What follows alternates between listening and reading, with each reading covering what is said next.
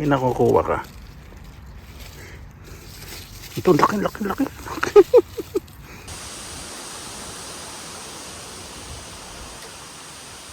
Magandang araw po mga kababayan. Welcome po sa Pinilakan Lakbay. Ayan. Ngayon ay mag-garden na naman po tayo. Nakita niyo po ito. Ginawa ko po ito. Balag po. Nakikita ko rin po sa inyo kung paano ko ginawa siyempre. Pwede nyo pong kaya ito sa Pilipinas dahil maraming mga kawayan, mga kahoy, ito ba pa na pwede nyo gawin. Kahit wala po itong laundry basket, kahit ito po, maganda pong gapakan. Dahil tumutubo na po ng maayos yung aking mga sitsaro o yung snow peas o sweet peas sa English. Ay nalagyan po ng suporta. Dili po muna ngayon, medyo mainit po dito eh. Hapon na rin.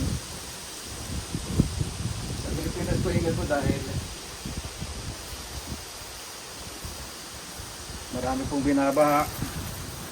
Ang panahon po talaga ngayon eh iba na po. Kailangan po ng doble ingat. Dahil po na sa pagdidilig kailangan eh umaagos po sa ilalim sa butas ng taniman ninyo tubig. Hindi po dapat na i-stock ang tubig sa paso o sa mga taniman. Katulad na ito. Kailangan po talaga tumatamo sa ilalim. Yan. Mapunin nyo ako, pakikita ko rin po sa inyo yung tamang pagbabayobo, pagbubungkal ng lupa sa loob, pagpapalit ng lupa, tamang pagbili po ng lupa kung magtatanim po kayo sa loob ng bahay.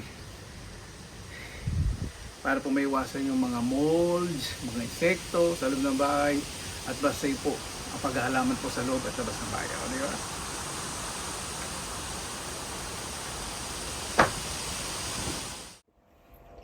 Marami po nagtatanong kung paano ko po inaalagaan yung lupa sa indoor para hindi po mag-mold. Minsan po di ba may tumutubong mga kabote. Ito po technique. May term po na tawag na bayobo. Ito po yung paraan na medyo tinutusok-tusok po ninyo ibabaw. Kasi yung tubig po di ba nagkikreate ng dryness. Pag nagda-dry yung mga to yung chlorine, naku, hindi po maganda yun. Kaya pag sasalok po kayo sa magripo, hayaan nyo po muna para mag-evaporate yung chlorine. I-rest nyo po muna. Tapos ito po gawin po ninyo kapag matagal na po yung lupa sa paso. Kung hindi pa kayo nakapagdagdag ng fertilizer o bago kayo maglagay ng fertilizer. Liquid fertilizer po maganda sa loob. Magputain ng marong. Baka naman pati kayo eh. Di ba? Liquid fertilizer, maganda po seaweed. Ginagamit ko po seaweed based, mga plant based po ginagamit po. Hindi po yung mga inorganic. Gusto ko po talaga gamitin mga organic fertilizer. So kapag may lalagay po ng mga pautot na mga ganyan, na mga maliit na figurine, inaangat-angat ko po. Kailangan na hindi pa irali ng kabatugan. Kailangan maging even o pantay lupa yan. Nakakahinga na po. Ibig sabihin, hindi na yung tutubuan ng molds, ng mga molds o ng kabote.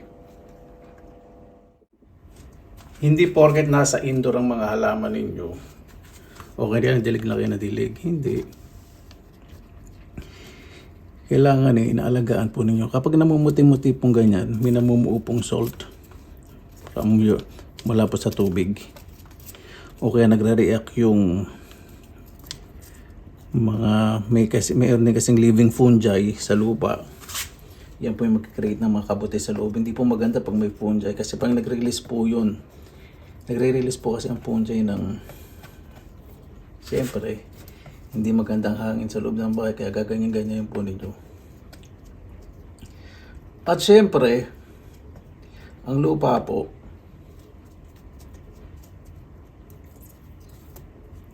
binibili ko po ito. Ibig sabihin wala pang insekto. Ano ba yun, kuya? Bibilin pala eh. Pero wala naman dito ganyan. Walang mga insekto. Marami pang insekto sa Pilipinas. Paligid-ligid lang. Di ba minsan maluwag ang tarantes ng bara. Tapos may kalmasal pa sa inyo. Utuin kayo. Taka makautang sa inyo. Nadali sa mga insekto ba tayo?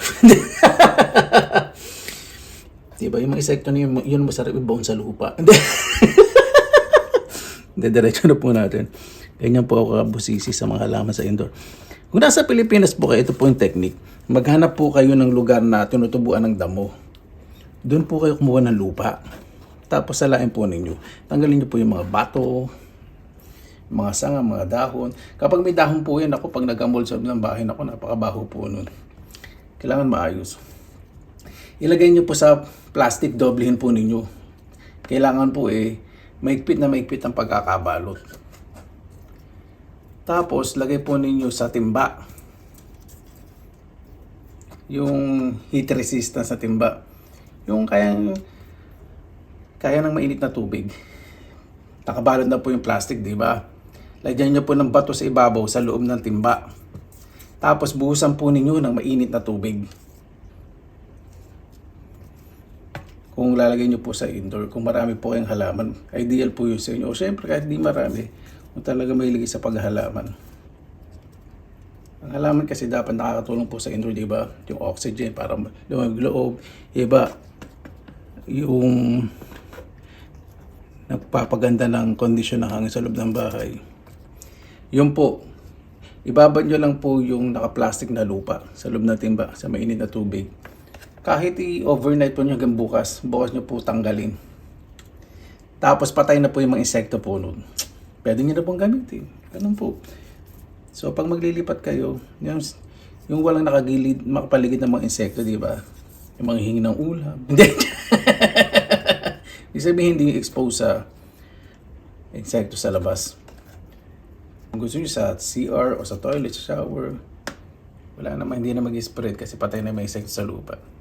Pero syempre, yung bibili nyo mga halaman, siguro din nyo naman pang indoor din, di ba? Nilalagay nyo naman sa indoor, hugasan nyo yung ugat. Ganun po talaga. Kasi mamaya, yung nabili nyo pang indoor, di naman pang indoor. Tapos yung lupa doon sa indoor place for insekto, di, sayang na yung paghihirap po ninyo, di ba? Yan, ganyan po gusto ko. Kailangan maging dark ulit yung kulay, mawala po yung puti. Na parang mold. Ginagawa ko po lagi po ito. Lalo na pag nakita ko parang medyo namumuti na, para mas healthy po yung rooting system ng ugat. At saka kung yung mga insekto baka mamahay. So nadidisturb sila. So yung mga halaman po ninyo sa loob, walang aphids o mga maliliit na puting insekto, malinis.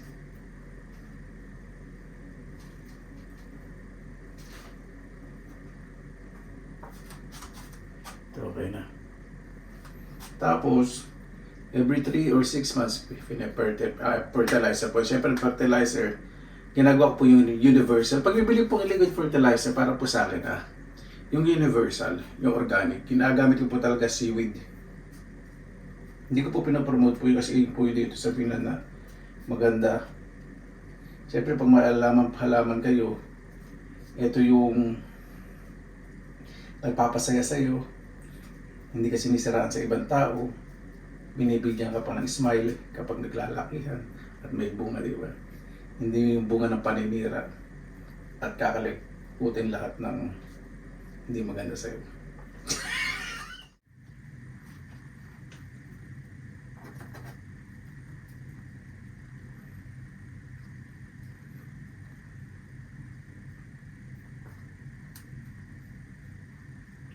Sarap po pag ito, tahimik. Pag mga break times ko po sa trabaho, basta pag naka-break po ako, naghahanap po talaga ako ng mga kukut-kuting sa halaman. Kung may mga tuyong daon, kahit maliit po yun, minsan tsatsaniin ko po yun. Totoo po. Kasi sa loob ng bahay yan eh. Kapag nagka-mold dyan at kumalat sa loob ng bahay yung amoy ng mold, naku, uubuhin ka, magkakasakit ka pa. Kailangan malinis, maayos. Ang una-una po talaga pinapanatili ko po dito sa loob ng bahay, kalinisan. Pangalawa yung kaayusan.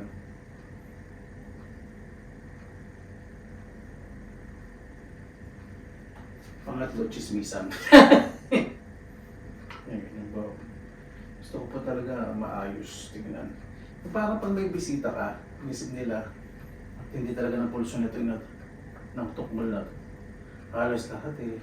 Kulang na lang gamitan ng eskwala. Medyo perfectionist po talaga. Itong silhouette na ito medyo umuumbok eh.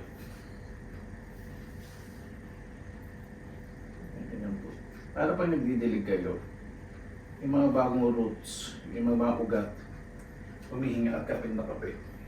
Di ba? Di ba? Kahit sa ang anggulo, malinis at maayos tignan.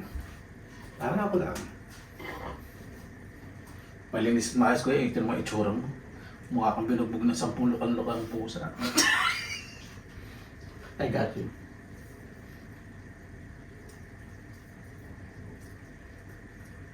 Ganyan po ako. Hindi ko po binibigla yun. Pag may nakikita po mga tuyong dahon nito, at least nakakuha ko nitong stick. Ito meron sa ilalim. So kung may mga ganyan, kuhanin mo na para yung growth, paglaki ng halaman, maayos.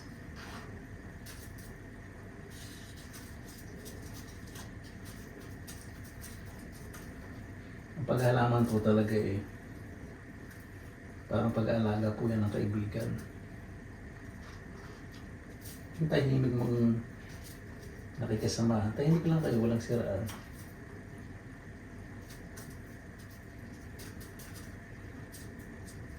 Mas masarap po pa talaga minsan mag-alaga ng hayop o maghalaman. Kasi binabalik po sa inyo ng maayos kapag inalagaan po ninyo. Lahat ng pagmamahal. Siyempre, ang unang nyo pong gagawin, maglinis po muna kayo ng bahay. Diba? Hindi naman puro paglilinis yung halaman ninyo. Tapos yung mga alikabok, di ba? Nakadikit na lahat sa loob ng ilong ninyo. Inuubo na kayo, di ba? Maglinis-linis po. Ayusin. Nakaka-relax po, di ba, pag ganyan? Maayos, oh. Ang halaman po talaga, iba po talaga nabibigay pag nakikita ko po. Iba po dating. Para po sa kanya, siyempre, mahilig po akong maghalaman. Pag maayos po talaga ang pamamahay, napakasarap pong kumilos. Hindi lang makikita ninyo yung halaman yung malulusog. Lalo na kung maayos yung mga pananim ninyo, di ba? Naglalaki ang maayos. Di ba nakaka-relax? Yung kwarto ko syempre, bago ko kumuha ng video na ito, kahit paano naman, tinanggal ko na yung mga mugmug ng balakubak. Sa bedsheet ko baka makita. Mugmug talaga ng balakubak. Ay, yeah. Ito galing po sa upuan ko po yan. Ano po yan? Ano ng tupa. Kailangan po yung binibilad para mas maging fresh. Nabilad ko na po yan. Ito pala, pinanood ko po yung isa talong. Yung mga kulay dilaw na dahon, tinanggal ko na. Para mag-concentrate po sa pamumunga. At yung lemon ko. Christmas cactus ko kumanda. Matipok-tipok na po ito eh. Ito po kasi shop to, wala nang bulaklak para itatapon. Anong hinayang ko? 1 euro, 2 euro lang ilagay ko. May nakita po talaga ang mga ganun halaman. Inisip ko tatapon, sayang. Kaya medyo magubat-gubat na dito sa loob ng bahay. Hindi naman. Diba? Maayos naman tingnan. Nag-ayos pa po ako dito. Siyempre, mga pasalubong sa Pilipinas. Inayos ko po. Nag-ayos po ako ng mga gamit ko. Ayan, kapag may mga gamit po kayo sa loob ng bahay po ninyo, lalo lang yung ginagamit, lagay nyo po sa clear box para madali nyo makita. Hindi yung pag naghanap kayo, parang bubuhos kayo ng 10 kilong bigas sa sahig tapos maghanapin nyo kung nasan yung pipilian ninyo. Hindi ganun. Yan, para kahit walang label, kita ninyo agad, diba? Para sa bahay nyo, gusto nyo magmayaman, gawin yung glass yung wall, para yung mga hingitera, kita lahat yung i-chismis sa inyo, diba? Bubusisahin kayo. Relax o, diba? Tapos, mamaya po, magdidilig po tayo. Ay, naku, napakasarap ng araw. Imagine, lalabas po kayong ganito. Mula loob hanggang labas. Diba? Malinis, maayos, tahimik, kahit mga tao. E di ikaw na kompleto sa pagbisikleta. O, di maganda bisikleta mo, di mayaman ka. Yan. Tapos yung mga throw pillows, binibilad ko po sa araw yan. Kapag may bisita pa akong galing sa bahay, Kahit na hindi kamahalan yung pabango. Tapos sasandaligan. Bibilad ko po yan. Siyempre, nabahiran na po ng bacteria. Hindi dyan. Saan ako galing? Relax. Ay, naka. Medyo mainit po ngayon. Bukas pa baka umulan. Pakabilis pong tumubo ng mga pananim. Kahit gardening po, nare-relax po talaga ako. Hindi po ganun karamihan ng halaman ko pero nakaka-relax. Nako, kilala niyo naman po ako pag nagtanim ng gulay. Pinaplano ko na po yan yung positioning ng mga gulay sa next summer. Ito sigurado meron po sa gilid po niyan. Kagwa po ako yung garden bed. Tapos yung gitna na yun, lininisin ko yun. Tatanggalan ko ng damo yun. Ay, hindi pala. Sa mga berries pala, wag po masyadong tatanggalan damo kasi parang natural mulching po yun yung mga damo. Para yung moisture mag-stay. Kasi pag tinanggalan nyo po na nakapose yung lupa, mas madali nga pala madry. Okay, got it. Lilinisin ko na lang maayos.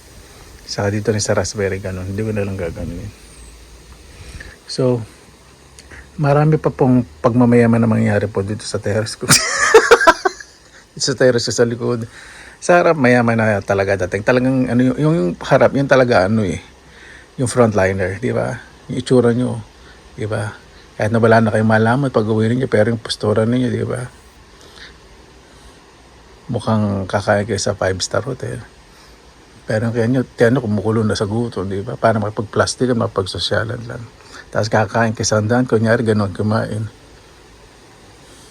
Pero pagtapos na handaan, may Sharon kayo. Ay, naka. So po maglakad-lakad kaya lang, may trabaho pa eh.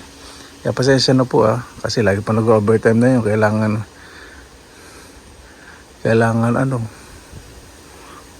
mag-ipon ng pera para sa susunod na pag-uwi sa Pilipinas. Masaya. So may tatanong po ano po yung trabaho ko. Bakit? Lagi ko na po sinasabi, international marketer po. Online po. Pero nag-iisip na po ka ng bagong career. Pero nag-iisip pa po ako, may plano po ako sa pamumuhay ko syempre. Pero hindi ko naman po pinipressure yung sarili ko. I just go along with the flow of life. I just go along with the flow of life. Ano lang po, sunod lang ako sa Agos. Malaga po kasi sa akin, sa ngayon priority ko po yung mga magulang ko. Enjoy po sila. Dahil ang pera, kitain po yan, pero yung time na kasama po sila sa Pilipinas, hindi po mauulit yung bawat segundo po na yun. Siyempre, pakikita ko rin po pagpasok, di ba? Kung ano itsura pag pumapasok ng bahay Farm Terrace, di ba, nakaka-relax. Pang IG, pang social media, pang pagmamayaman, di ba? Parang gusto nyo sabihin na mayaman ako, marami akong gamit. Hindi ko pa pinagmayabang po ito. Ito po ay bunga ng dugot pawis na paghihirap. Naglalakyan na po yung yung sitsaro o yung peas. So lalagyan ko na po siya ng gapangan.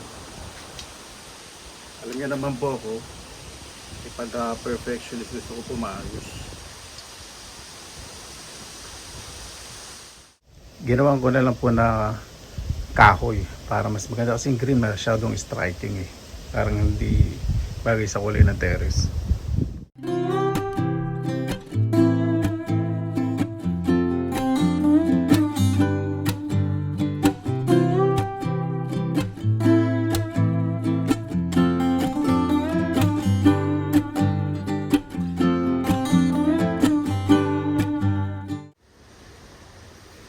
Di ba po? May kanya-kanya naman tayong trip pagdating sa pag-garden. Sarap po kasi tignan, di ba? Maayos. Tapos pang matagalan.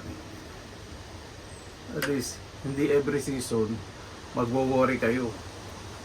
Ito kahit mag-winter, Madali lang po tanggalin ito, huhugutin lang po itong taas. Etong green, tatanggalin ko kasi hindi po ako nagagandahan. Yung suporta sa sili. So yung suporta sa sili tatanggalin ko na. Kasi meron na pong ganito, marami ng suporta. So, okay na po siya.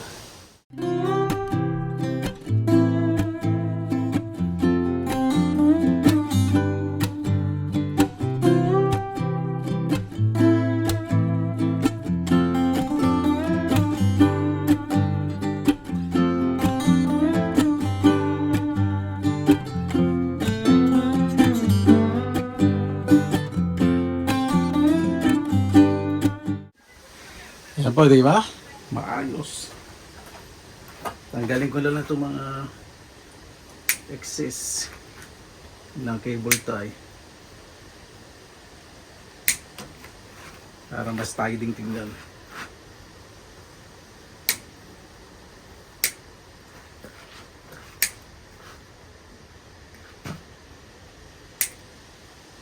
Hindi naman po kinakailangan ng mahalang paggagarden. Ito po mga materyales na ginamit ko. Yung cable tie, sale din po yan. Lalo na kayo mga end of season sale. Mimili po ako ng mga gamit.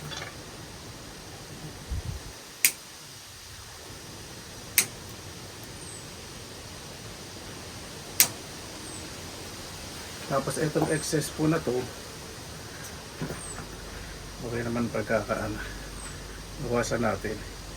May konting lagpas lang. Yan.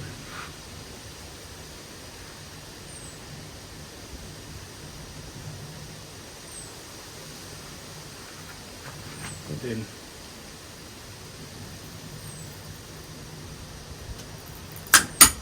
Hindi po nitong pamputol ko, no? Kahit maliit siya. Napakatalim. Diba? Napakaganda pang tingnan. At para mas maganda, just hold on.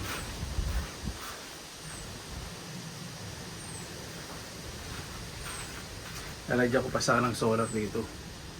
Pero wag na kasi. Okay na yan. Pag gumapang kasi yung solar, matatakpan lang. Pero bibili ko isa siya ng solar dito. Para mas maganda. Ayan po, di ba? Mas maayos sa kulay yung kahoy na pinuturahan na itim. Mas nag-complement kasi rin parang hindi siya medyo social tingnan eh. Ayos. So, kapag gumapang po niya yung mga sitsaro, ayusin ko na lang po, ititrain kung saan sila gagapang. Dali, papasok na po yung pinagpawisan na bisita. Trapil, okay na. Hindi na siya amoy araw. Sikatan na araw, nag-evaporate na po yung amoy umok. Sa mga ugali yun. Amoy umok yung bisita, hindi. Binibilad ko po kasi siyempre, marami pumupunta sa bahay ko na mayamang kaibigan. Tapos sprayan ko po yun ng mabango. Para pagdating nila malapit na Pasko, ma-inspired sila magbigay sa akin ng regalo.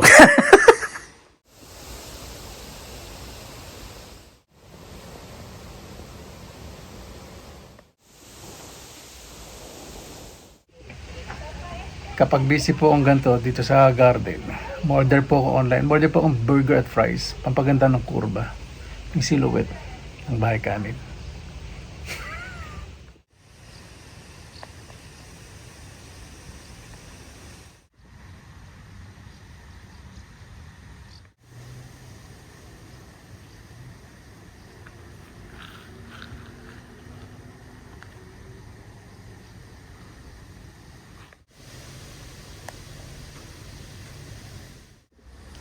Ayan po mga kabayan, hinanapan ko talaga ng magandang angulo. So pag may dumadaan, nakikita po ninyo, di ba? So kaya lalabas na chismoso kung sino yung mga dadaan. Yan po yung playground doon. Ay, salamat sa Panginoon. Dumating na po yung burger na in-order ko and fries.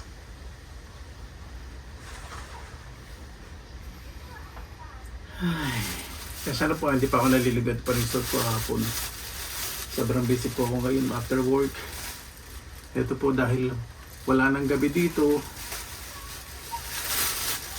Hanggang bukas, yan, maliwanag pa rin po. Ayan po talaga pag summer po dito sa Finland.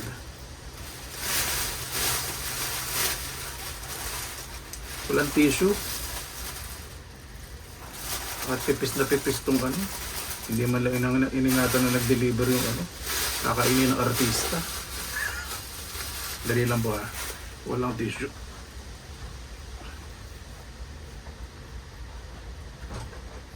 Isaan nyo po muna kung sino dadaan. Tapos comment nyo po sa akin.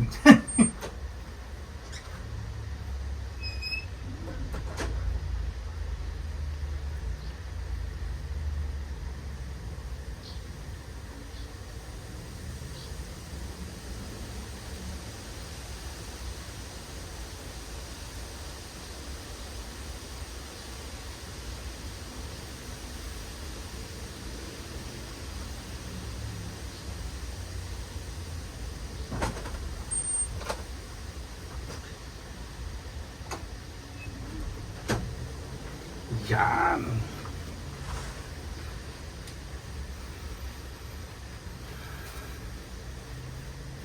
Gamay natin plastic.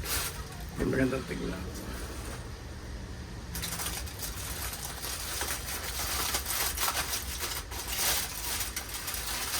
Meron po akong garlic.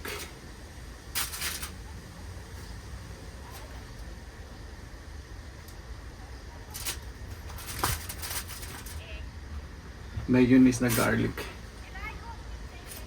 Nagwatang isa pasalamatan po muna natin ng Panginoon. Panginoon, maraming salamat sa binig niyo po sa amin sa araw na to. Totoo po na ang pangarap po ay isang dumarating sa binibigay po ninyo o binibigay niyo po na sorpresa.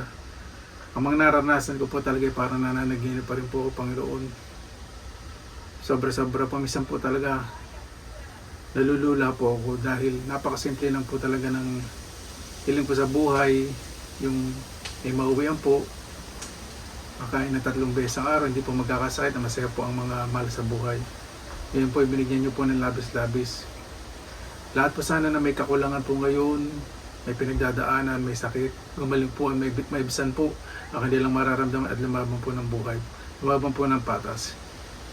Kaya po ang bahala po sa amin, sinusuko na po namin sa inyo lahat sa kanan ni Susan. Yan natin. Sarap na lakas ang hangin. I am not a fan of tomato ketchup. Yeah.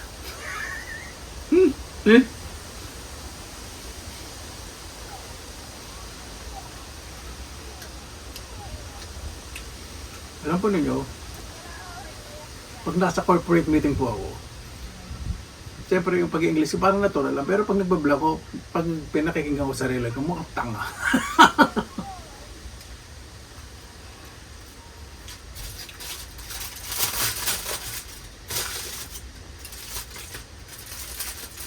Bira na naman pagka-OCD ko.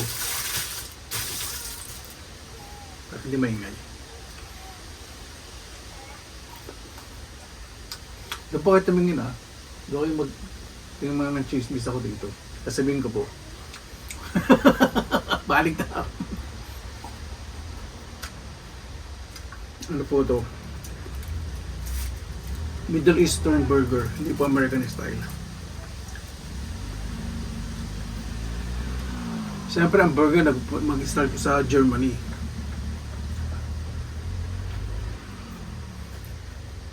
Hamburg.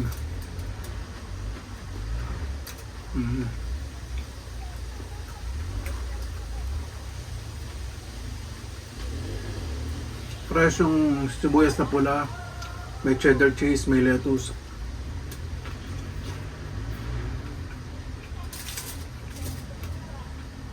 Meron siyang sariling sauce. Nalasan ko may konting mayonnaise.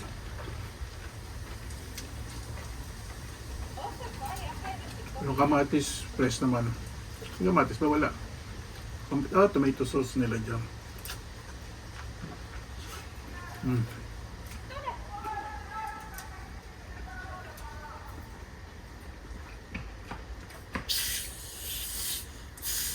pamilya. Naglalakad. Nakingit po yung ganyan, ano? Pag buong pamilya.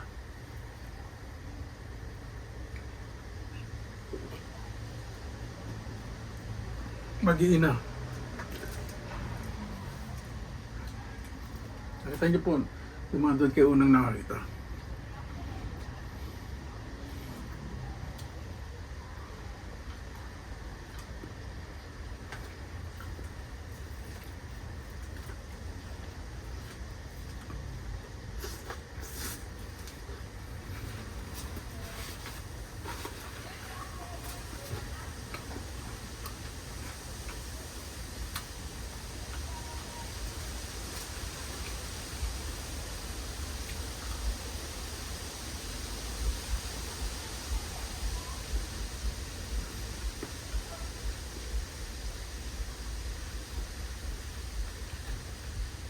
Paano po mga kabayan, hindi naman po tayo mukbang ngayon ulit.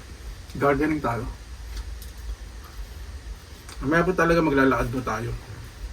Titignan natin may maharbat tayong kabuti. Hindi. Baka meron eh. Kaya sa barangay, alam ko walang tubo pa. Tingnan po natin maharbat ang halaman. Titignan po natin paligid dito.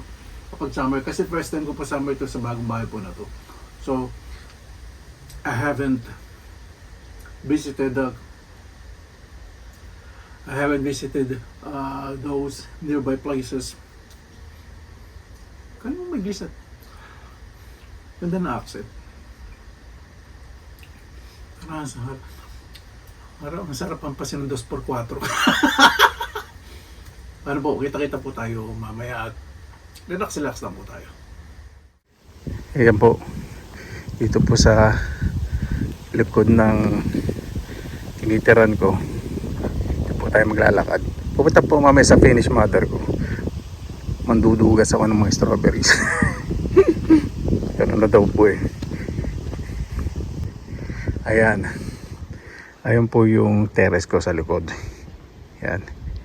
Pinalalag ko rin. Tamo yung gawing daanan na. Kasi parang gumagawa lang ang daanan sa mga lupin. Ito po. Ito po yung playground. Titignan ko nga yung mansanas kung maraming bunga. Kasi kung maraming bunga yung mansanas dito, ibig sabihin sa aking farm, sa city center, sa mansanas Tanggo. O, di ba?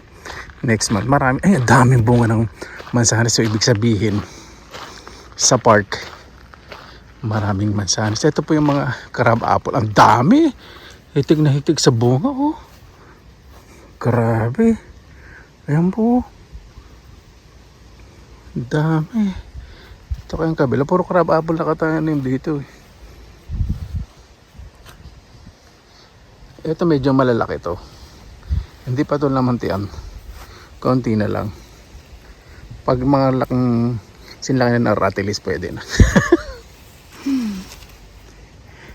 Dito po. Yan po naglalaro yung mga bata. Yan. O, diba? Libre po yan. May upuan sila. Punting na, ano? Imagine po, no? Dumaan po muna ako dito sa yard. Yung Finnish mother ko. Maganda tong ano. Yung mansanas na binigay ko sa kanya. Maganda mga dahon. Ang dami strawberry. Ang daming hinog. Hindi niya napapansin. Hindi nakikita, hindi kasi siya makayuko. You know, nasa ilalim. Yung sumisigaw ang bruha. Hindi siya. Ang dami. Hindi siya.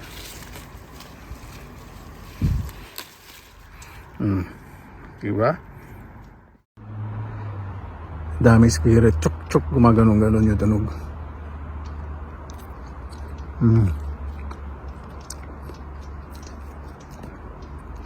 Kahit maniba pa, napakatamis po ng Finnish strawberry.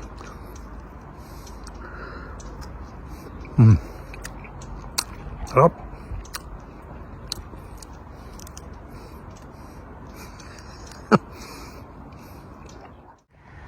Yung yard po ng Finnish mother ko para sa Sound of Music. Napakaganda. Malinis. Simple.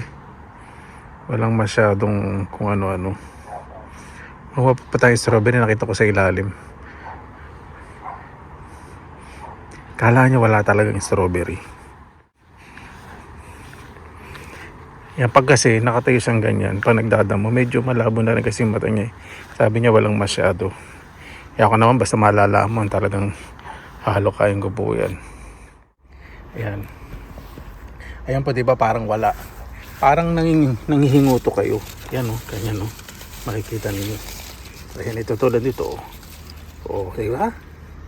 Kinakain na. Kaya pala may mga squirrel dito may mga signal na. Ito o. May mani ba? Ito may hinog. Kasahin na sa lupa. Ang laki. Dalaway ako. Dali.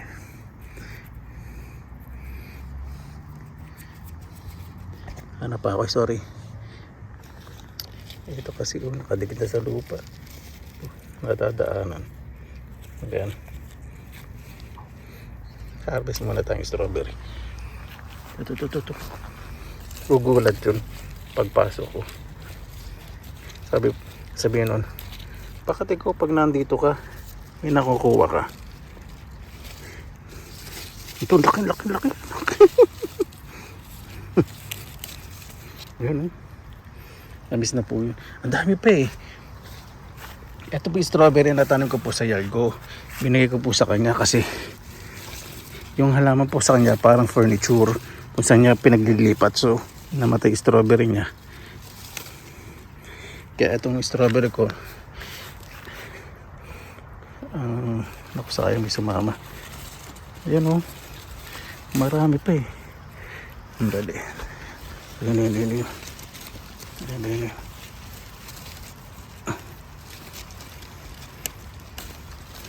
Tanda na kasi. Dito.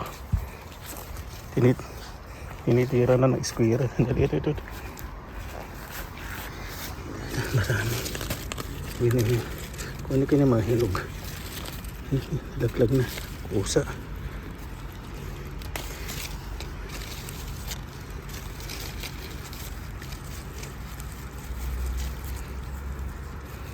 Kinakain na ng squirrel yung iba.